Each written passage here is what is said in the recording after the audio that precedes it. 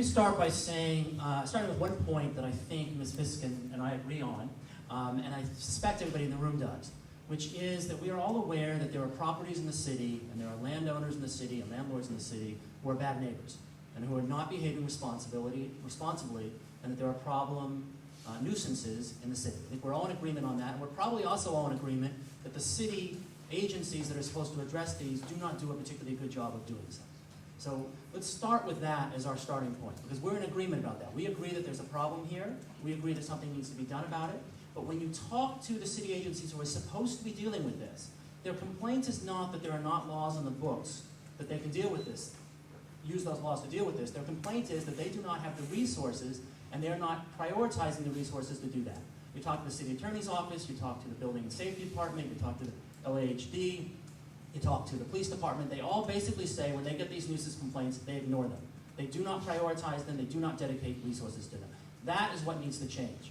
And we are very much strongly in favor of doing that and more effectively addressing these problems. What we are not in favor of, and which we are vehemently opposed to, is this particular ordinance that is being put forward. This would be devastating to low-income folks, folks living with disabilities, to our veterans coming back.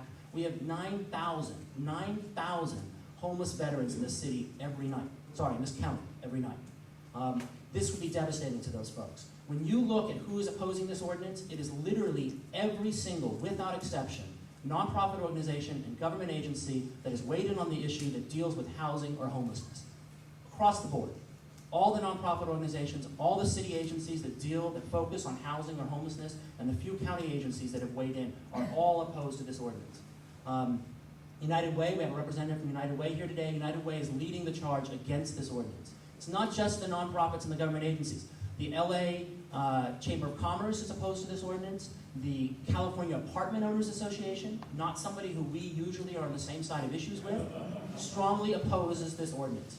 And they oppose it because, although there is a real problem here, this is a solution that is devastating to lots of good housing and doesn't effectively even address the bad housing.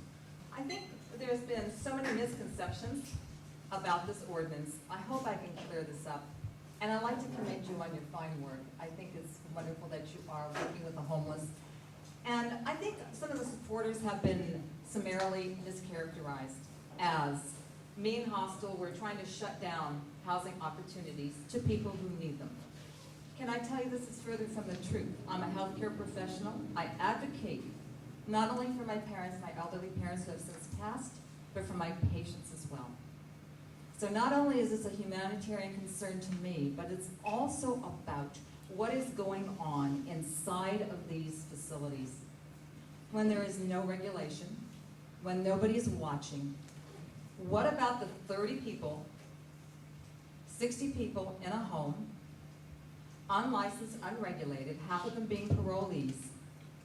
What social benefit do we as neighborhoods, do the individuals in these houses are expected to benefit by? Let me just briefly go through some of our issues in maybe our neighborhood. I know that this may not sound like something that is necessarily something that maybe all of you can relate to, but within a 5-mile radius of our home, we have 5 group homes. Upwards of 60 people, again, 50% of them are parolees. We've had dead bodies, bomb squad. In a 3-year period, 85 calls from the fire department.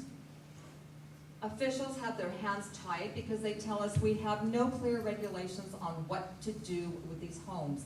Our neighborhood is on our own, as are not only our neighborhood, but anything between the Northern Valley, the Eastern Valley, Western Valley, Chatsworth, San Pedro, Tarzana, Westlake District, Exposition Park, and everything in between.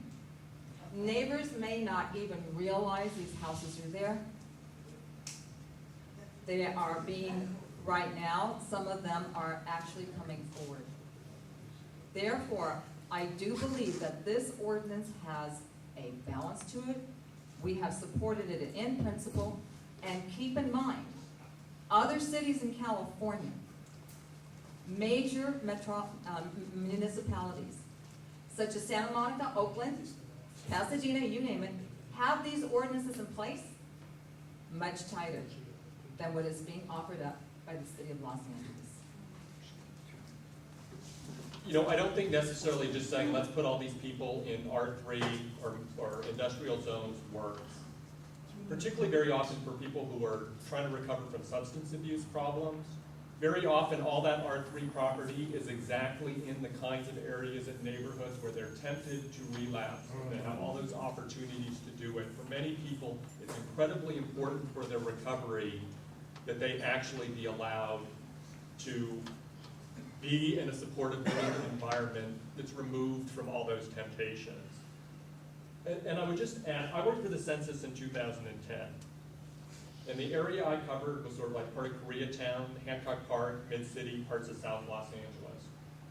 In lower income parts of this city, the percentages of people who are living in single family homes and have multiple families in there on multiple leases, you people who live in other parts of the city would not believe unless you actually saw those numbers. You are making vast swaths of existing housing arrangements in lower income parts of the city illegal. And I would also add, you know, I do like genealogy stuff. Go look at the 1940 census, which is another time that was sort of like the economy we have today, and look at find some single family neighborhood, and look and list how many people listed family members and then border. Because in bad economic times, people who are struggling to make ends meet rent out a room to somebody. And making that sort of arrangement illegal, I mean, the problem is it will be enforced in a discriminatory manner because it applies to vast swaths of people, but it's only going to be applied to a very narrow category of people to whom it literally applies. Thanks. Okay, I'm Cindy Claiborne from Salatahunga, and I'm in support of the ordinance. A couple of points.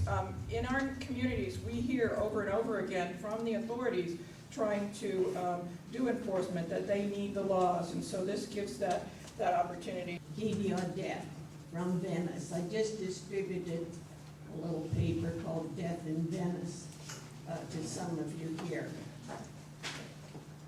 There are a lot of caregivers here, and I appreciate how they're giving their lives to taking care of others. Unfortunately, low-income disability housing in this city is an investment opportunity. There are tax credits, accelerated depreciation, all of the goodies that, particularly if you might have an underwater mortgage on a house with several bedrooms, we got a solution.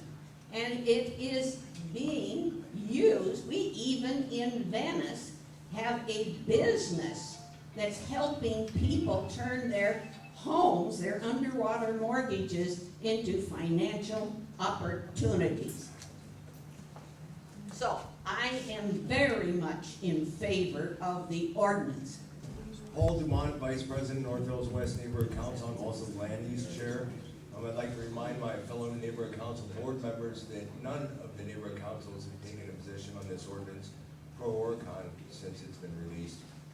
Several positions were taken with one-sided presentations by the proponents of the ordinance. I'm opposed to the ordinance, but I would like you to arrive at your own conclusions and hear it out in your land use committees, housing committees, if you have them, crime and safety committees.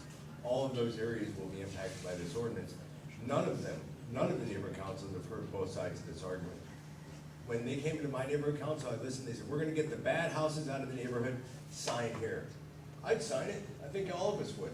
Get rid of that bad house. This ordinance will not get rid of the bad house.